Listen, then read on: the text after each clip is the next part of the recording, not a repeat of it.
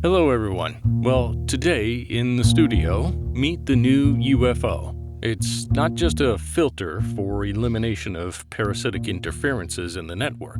In addition, it's a full-fledged power station. Basically, this is the electricity recovery station. Why can't we use ordinary warning system?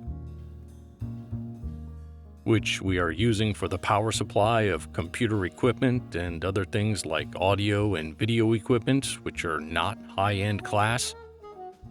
Oddly enough, any other power supply stations, if we can call them like that, are just filters. They are generally sources of high-frequency interferences and, first of all, destroy low-frequency signals, low range. Every filter, in any case, has got indicators of inductivities and capacities.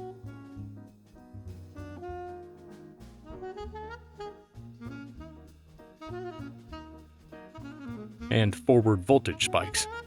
These indicators can be doubled or tripled by some microseconds. They are common warning systems. No computer will ever save the day. Among other things, power stations, in case of sinusoidal dips, restore voltage. And this is an indicator that is related to the total network reload when a huge number of devices are connected in the house. And this leads to the fact that the sine wave will settle there by percentages, ratios of sinusoid. If I'm not wrong, more than 4 or 5 and good quality sound of audiophile grade components, just about impossible. Therefore, measure of last resort is of course the power regeneration station.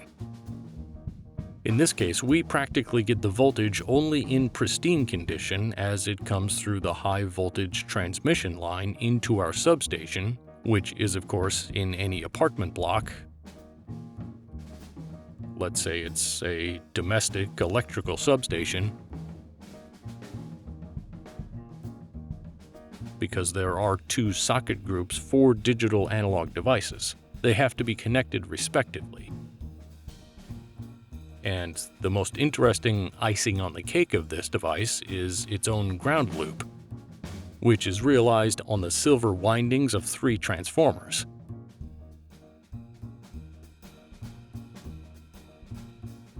Here it is by means of a switch.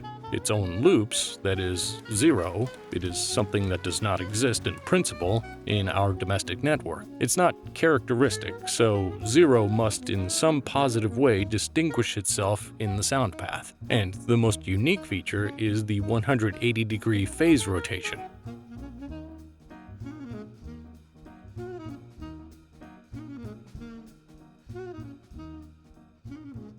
Let's imagine that everyone probably remembers from physics class. If you have studied the physics well in high school, that electrical potential, more precisely the difference, electromotive force moves along a conductor, let's say to the left. A right conductor, in this case, provides this very difference in potentials, and that's the electromagnetic field, which is accompanied by a current of electrons along the conductor. Suddenly turns 180 degrees, it works roughly in the same way. This switch, in this case, it's not just a surge protector, it's exactly the electricity regeneration station.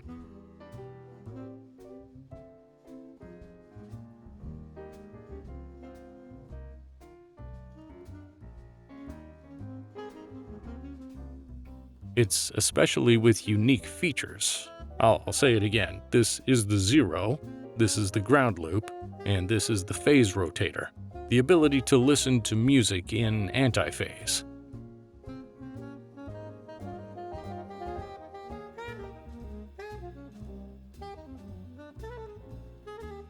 What we ended up with in the process of using this beast, I believe that timbral characteristics in the area of low frequencies have become more authentic. High frequencies have become more linear. The overall picture has become equalized, balanced, and devoid of any errors in the field of frequencies close to 20 Hz. I've got an impression that the picture has become stable. That is, there are no chaotic bursts of low frequencies.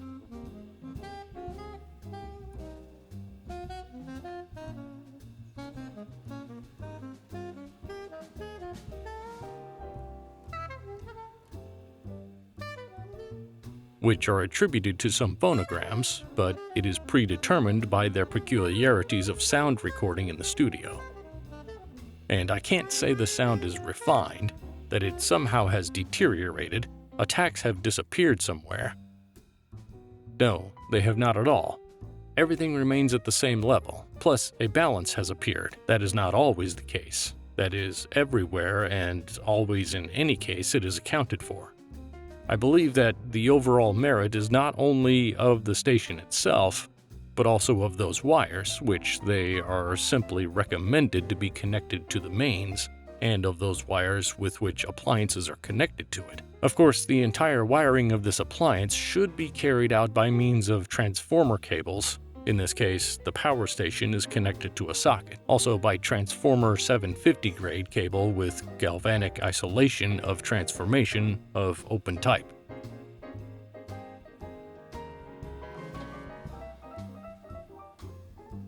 I will say that if we connect this power station to the mains, just using an ordinary cable, some kind of nonlinearity will appear in the region of high frequencies. Upwards, it equalized ideally only when connecting this device to the mains with a transformer cable. Low frequencies are equalized when connected to the mains with an ordinary cable.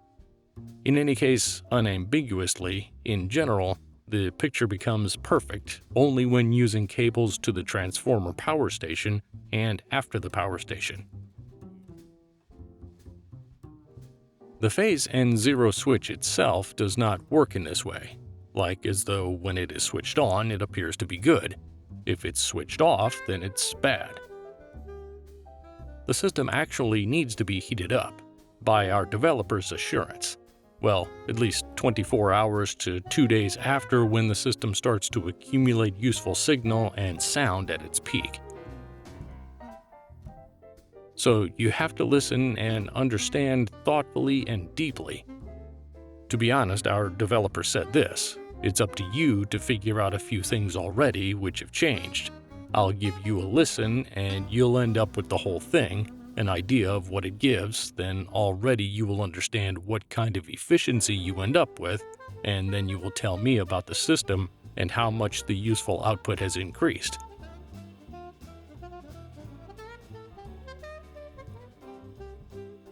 This pure power station allows us to leave all the rubbish somewhere behind the socket, and the useful component of the signal to use for powering our much-loved audiophile components, to ensure the highest linearity of sound and for the sake of that authenticity.